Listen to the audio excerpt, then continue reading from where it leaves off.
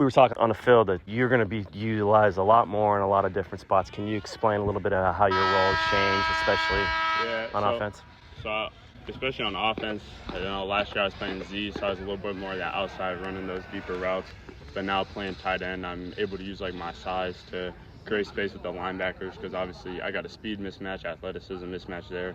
So I think that's way better. And then if they put me on the outside again, though, I think now I'm a little bit more filled in my body. So then I just got that size mismatch against the corner. So really, they have to plan their whole entire defense around me. Is your receiving a little further ahead than your blocking? And where is your blocking? I know you're number one tight end in 2028 and stuff. I know you want to be the complete guy. Yeah.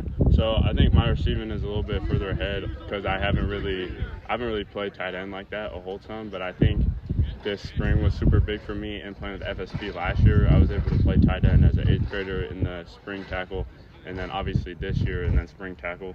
So I think my blocking has excelled way more than what it had been in the past. But obviously there's still stuff to work on, and there's always stuff to work on.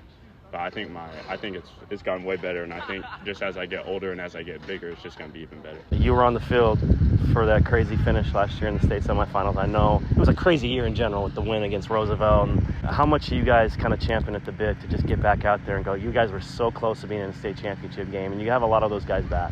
I think one thing, especially for me being so young, it's like we should have just won. We should have just won. I think that's the only thing that we're coming in, and it's like it's got to be the year this year. Especially having a drought for the past 4 years. We won a state championship 5 years ago, and then having to be with that senior class that lost all those close games in the past 4 years, and how they were talking to me, especially as a young kid, and their biggest thing was don't let it happen to you. And so for me, I'm not trying to let it happen to any of my teammates, so I'm just about to do whatever I can to help us win.